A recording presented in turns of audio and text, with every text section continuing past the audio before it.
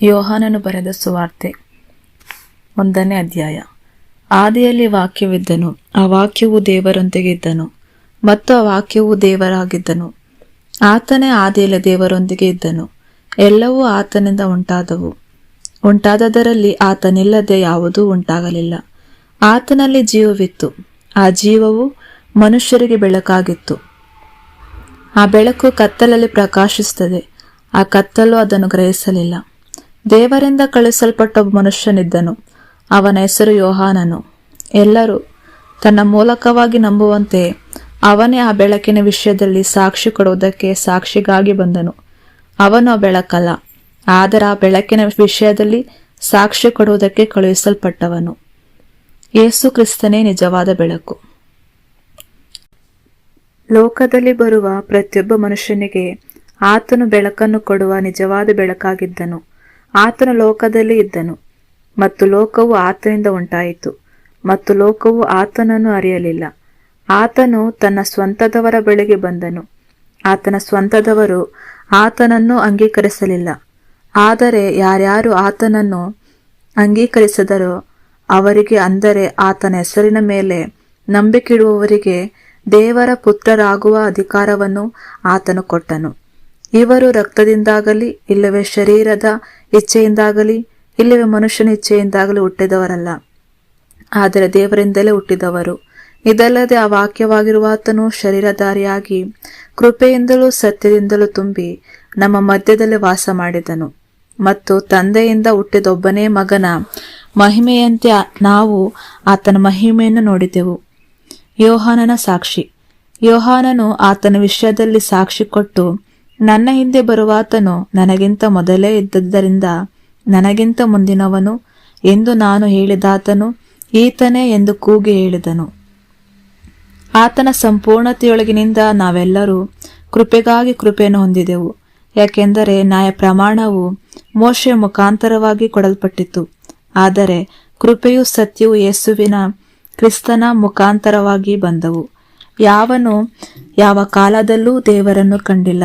ತಂದೆಯ ಎದೆಯಲ್ಲಿರುವ ಆ ಒಬ್ಬನೇ ಮಗನಾಗಿರುವ ಆತನು ಆತನನ್ನು ತಿಳಿಯಪಡಿಸಿದ್ದಾನೆ. ಮತ್ತು ನೀನು ಯಾರು ಎಂದು ಅವನನ್ನು ಕೇಳುವುದಕ್ಕಾಗಿ ಯೆಹೂದ್ಯರು ಯಾಜಕರನ್ನು ಲೇವಿಯರನ್ನು ಯೆರೂಸಲೇಮಿನಿಂದ ಕಳುಹಿಸಿದಾಗ ಯೋಹಾನನು ಕೊಟ್ಟ ಸಾಕ್ಷಿ ಇದೆ. ಅವನು ಒಪ್ಪಿಕೊಂಡನು, ಅಲ್ಲಗಳೆಯಲಿಲ್ಲ, ಆದರೆ ನಾನು ಕ್ರಿಸ್ತನಲ್ಲ ಎಂದು ಒಪ್ಪಿಕೊಂಡನು. ಅದಕ್ಕವರು, ಹಾಗಾದರೇನು, ನೀನು ಎಲಿಯನೋ ಎಂದು ಕೇಳಿದರು. ಅದಕ್ಕೆ ಅವನು, ನಾನಲ್ಲ ಅಂದನು. ಅವರು, ನೀನು ಆ ಪ್ರವಾದಿಯೋ ಎಂದು ಕೇಳಿದ್ದಕ್ಕೆ ಅವನು ಅಲ್ಲವೆಂದು ಉತ್ತರ ಕೊಟ್ಟನು.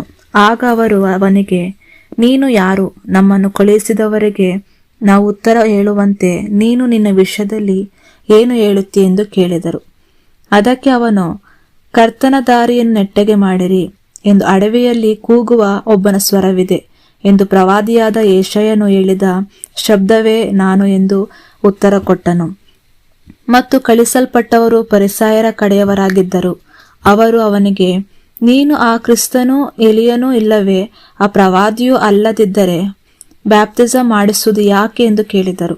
ಯೋಹಾನನು ಅವರಿಗೆ ಪ್ರತ್ಯುತ್ತರವಾಗಿ, ನಾನು ನೀರಿನಿಂದ ಬ್ಯಾಪ್ತಿಸ ಮಾಡಿಸುತ್ತೇನೆ, ಆದರೆ ನೀವು ಅರಿಯದಿರುವಂತ ಒಬ್ಬಾತನು ನಿಮ್ಮ ಮಧ್ಯದಲ್ಲಿ ನಿಂತಿದ್ದಾನೆ.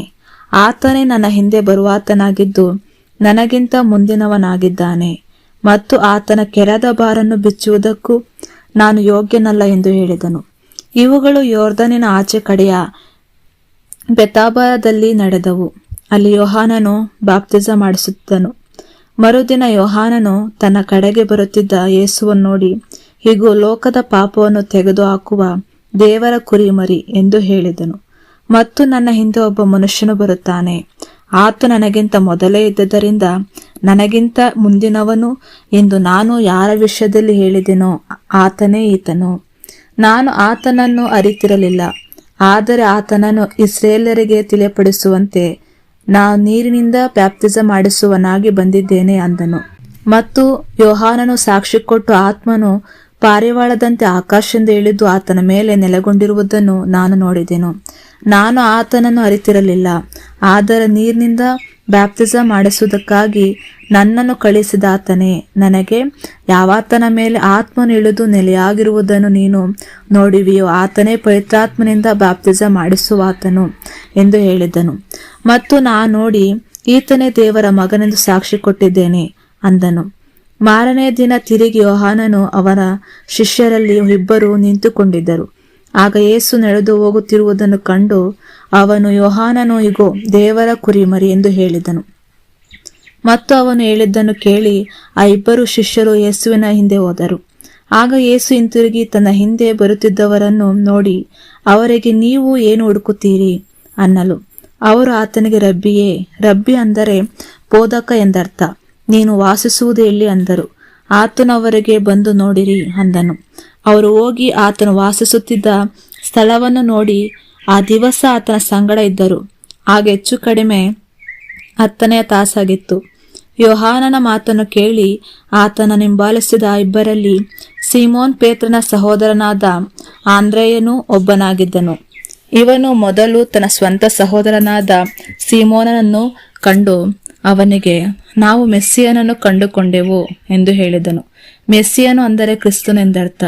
ಮತ್ತು ಆಂದ್ರೆಯನು ಸೀಮೋನನು ಯೇಸುವಿನ ಬಳಿಗೆ ಕರೆದುಕೊಂಡು ಬಂದನು. ಯೇಸು ಅವರನ್ನು ನೋಡಿ, ನೀನು ಯೋನನ ಮಗನಾದ ಸೀಮೋನನು, ನೀನು ಕೇಫನೆಂದು ಕರೆಯಲ್ಪಡುವಿ ಅಂದನು. ಕೇಫ ಅಂದರೆ ಕಲ್ಲು ಎಂದರ್ಥ.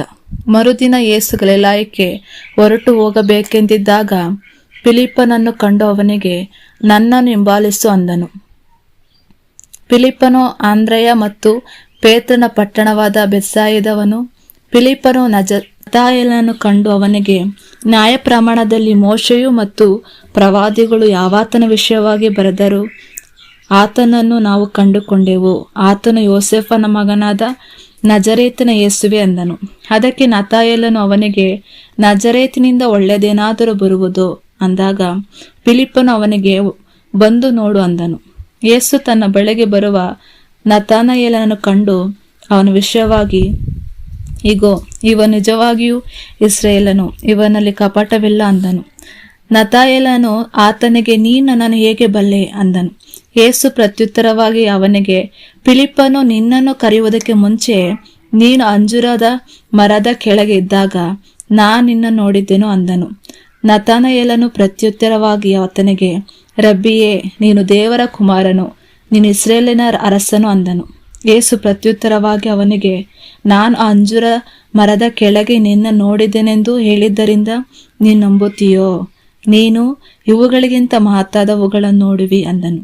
ಮತ್ತು ಆತನು ಅವನಿಗೆ, ನಿನಗೆ ನಿಜವಾಗಿ ಹೇಳುತ್ತೇನೆ, ಇಂದಿನಿಂದ ಸ್ವರ್ಗವು ತೆರೆದಿರುವುದನ್ನು, ದೇವದೂತರು ಮನುಷ್ಯಕುಮಾರನ ಮೇಲೆ ಏರುವುದನ್ನು ಹಿಡಿಯುವುದನ್ನು ನೀವು ನೋಡುವಿರಿ ಅಂದನು.